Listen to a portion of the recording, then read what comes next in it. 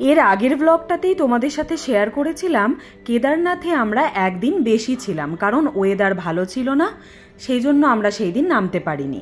সেই দিন আমাদের কেদারনাথেই থেকে যেতে হয়েছিল। তারপরের দিন আমরা কেদারনাথ থেকে নেমে সোজা চলে গেলাম শাড়িগ্রাম, আর ভোরবেলা বেরিয়ে পড়েছিলাম তুঙ্গনাথ দর্শনে।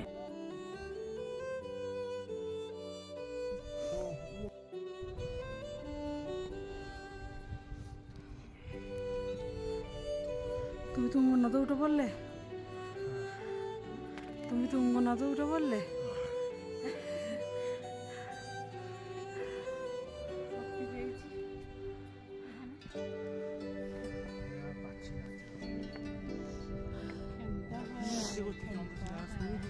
দেখে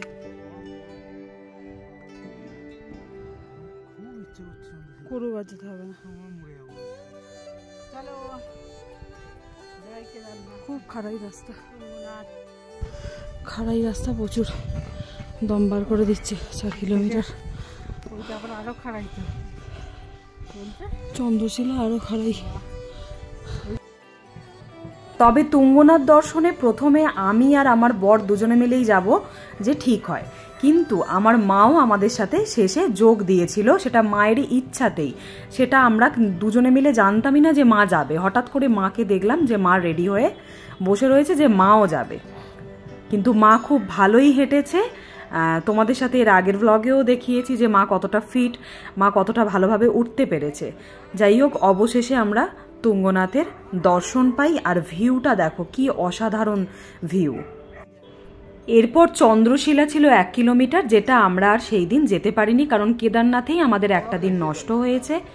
সেই কারণে আমরা আর চন্দ্রশিলাটা উঠতে পারিনি, কারণ সেই দিনই আমাদের নেমে আবার হরিদ্বার যাওয়ার ছিল। এইখানে ওঠার সময় সেইভাবে কোনো দোকানপাট নেই বললেই চলে, একটাই দেখতে পেয়েছিলাম, আর ওয়াশরুম তো একদমই নেই, একদম মন্দিরের কাজটা করেই ছিল। রাস্তা 3 কিলোমিটার, তবে খুব খাড়াই। আমার খুব কষ্ট হয়েছিল উপরে উঠতে, আমি আর পারছিলাম না, একটু করে 1 মিনিটও হাঁটতে পারছি না ঠিক করে। আমি তারপর দাঁড়িয়ে পড়েছিলাম। এইভাবে উঠেছিলাম। নামাটা তো আমার কোনোদিনই প্রবলেম হয়নি, কেদারনাথেও হয়নি, তুঙ্গনাথেও হয়নি। তবে এখানে সেইভাবে কোনো পিট্টুর ব্যবস্থা দেখলাম না, কোনো পালকি দেখলাম না, একটা বোধহয় দেখতে পেয়েছিলাম।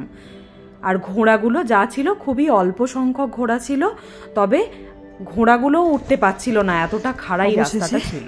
আমাদের তুঙ্গনাথ ট্রেকটাও কমপ্লিট হয়ে গেল, আমরা নেমেই এসেছি। আর কেদারনাথ আর তুঙ্গনাথ ট্রিপে আমার মা পুরো কামাল করে দিয়েছে।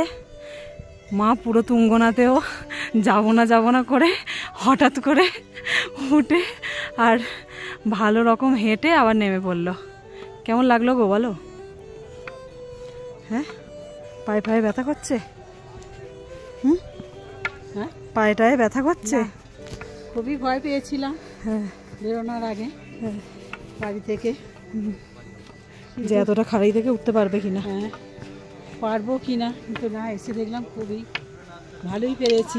কিন্তু খাড়াই আছে, কেদারনাথটা পেরে গেছে বলে এটা একটু সোজা লাগলো।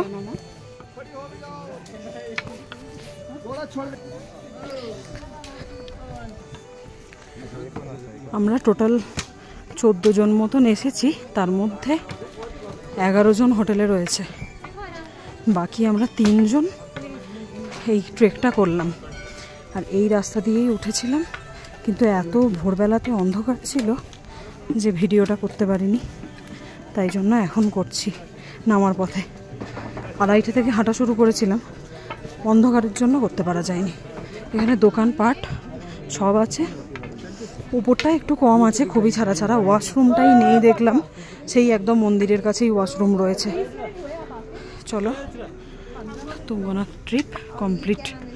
হরিদ্বার থেকে আমাদের দিল্লি যাওয়ার ট্রেন ছিল। আমরা সেদিনে দিল্লি মার্কেটটা পুরো ঘুরেছিলাম, ওখানে একটু খাওয়া দাওয়া করেছিলাম, করে আবার দিল্লি থেকে আমাদের তার পরের দিনে আমরা হাওড়া স্টেশনে নামি।